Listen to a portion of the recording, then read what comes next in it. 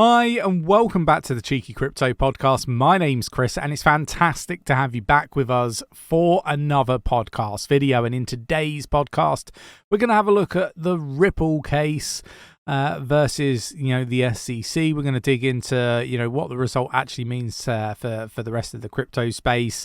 We're going to dig into, liquidations and, the fact that we could see another huge pump to the upside for XRP. If you enjoy this sort of content, mash up the like button, subscribe if you haven't subscribed already, tapping that bell, selecting all the notifications so you never miss a video. Jump down into the Discord. There's over 7,000 people supporting one another, navigate this space safely. It's a fantastic community, and we would love to have some more meaningful conversations with you down in the Discord. Right, let's get down to the desktop. Okay, here we go. Ripple's legal win means it's time for crypto to stand up to the SEC. The crypto's partial victory in court is a watershed moment for the crypto regulatory fight. And this is a really interesting take, right? Because I personally feel that Congress had taken notice now, and I think Brad Garlinghouse has even sort of commented on it that they've caused more harm to retail investors or just investors in general, and the SEC's mission statement is to protect investors, and there's bound to be some sort of form of investigation soon. I can feel it in my bones. So I really do feel that, the time has come for Gary Gensler. I do think that he's going to be losing his job. I do think that, that is not enough punishment-wise for the absolute number of failures that this man has generated in his time in charge of the SEC. But it is definitely a time to stand up against, the regulator, all these different companies within crypto. I mean, this verdict is fantastic for the whole entire market. It's fantastic because secondary sales on exchanges are now classed as non-securities, and this makes the fight for the likes of Coinbase versus the SEC a little bit easier. Now, it is only a partial win for Ripple, and like many things, there's potential for a slap on the wrist for ICOs and stuff like that. And we see traditional finance companies constantly being fined for their policies and processes around anti-money laundering not being up to scratch, and various other reasons, right? Insider trading, conflict of interest. We've seen all sorts of different things, and 9 times out of 10 they're just a slap on the wrist with a small fine. And ultimately the biggest victory is what's being won here for Ripple. XRP is not a security, and actually the way that the judge has done this means that actually it's going to be very hard to contest that. Really interesting stuff, and really excited to see what happens next. If there is an appeal, it's going to be years of going through that actual process, which means that the next bull run is open for XRP, and I do expect some really decent gains. Now, Bitcoin, Ethereum, and Ripple price, it's not Ripple, but XRP price crash. Liquidations hit nearly 500 million as XRP hype dissipates, and lots of people on social media, poking fun that, good luck retiring on those level of gains. I have, been in our Discord, and I have kind of been saying, like, these aren't really huge gains, but actually I think that we have, more to come. And what I mean by this is I am expecting a bit of a pullback, and I am expecting there to be another push to the upside for Ripple's XRP, and I think that is something that we should be expecting. Right now, I have also touched on and if you watched yesterday's podcast, that all this bullishness around the Bitcoin ETFs, the Ripple win this could just be generating really great opportunities of liquidity for exiting positions. And we've already seen whales, reducing in numbers and counts of, Bitcoin, for example. Bitcoin wallets over 10,000 Bitcoin have been dropping. And I think in the last 3 months, they've dropped almost 7.5%. But actually, over the last 30 days, that's over 5% of that 7%. So I think that, the economies around the world and the economic macro landscape is not good. And I think there is still a high chance that we do see a financial collapse. Maybe this happens around the Fed pivot. I've talked about this numerous times, but I'm not hanging my hat on it. I kind of feel that if crypto, Bitcoin, altcoins are likely to go down and see new lower lows, it is really going to be because of financial collapse. And that is still on the cards. But in the meantime, I am going to continue to dollar cost average on pullbacks. We were buying Bitcoin at like just under $16,000, right? And those were the opportunities. We called these bottoms. We called the bottom in June 2020.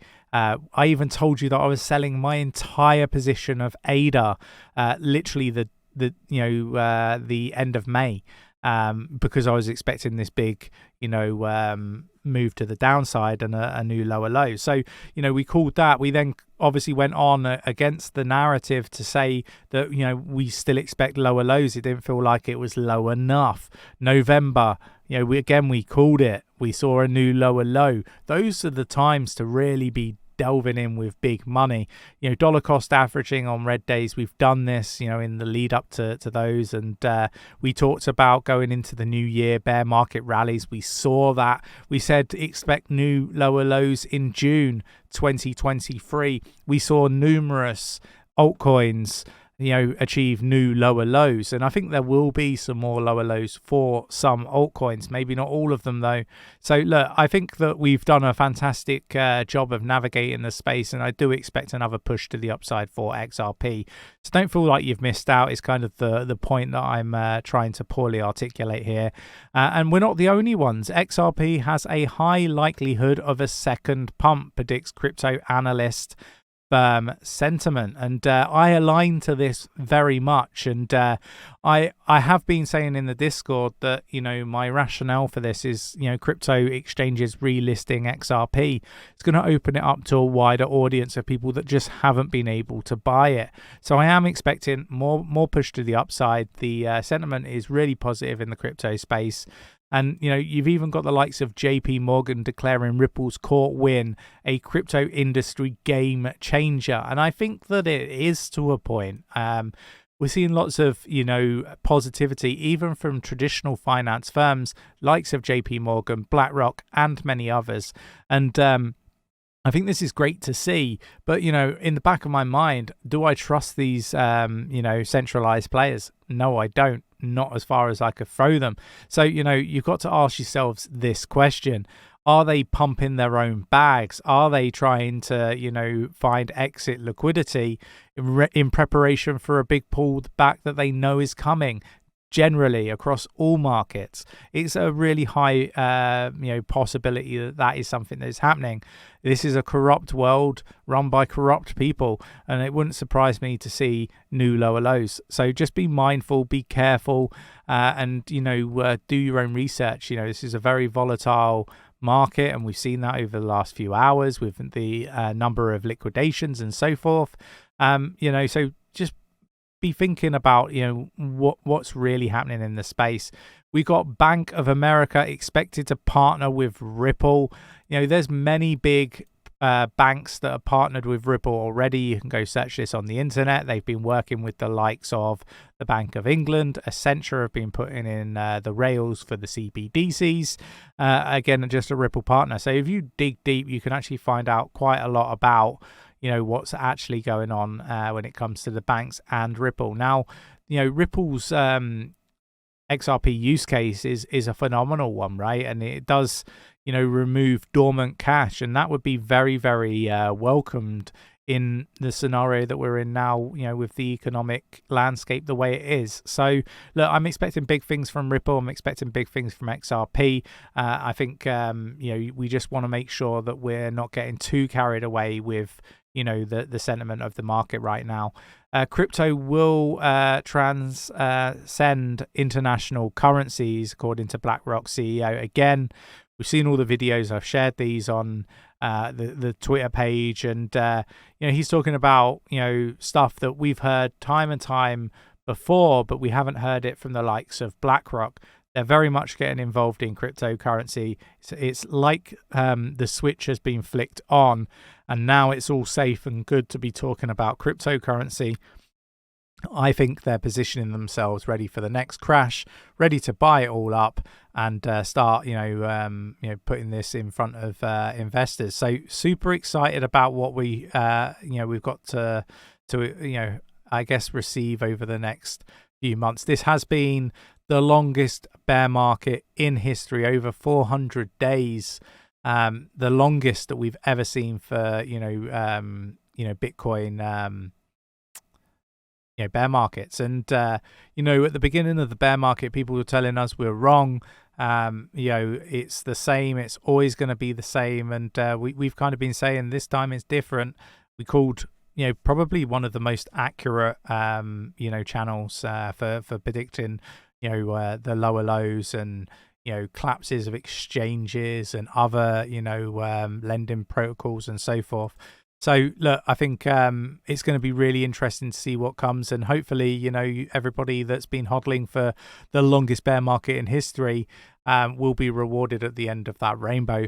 Binance reportedly lays off 1,000 employees as top crypto exchange grapples with the SEC lawsuit and looming DOJ investigation.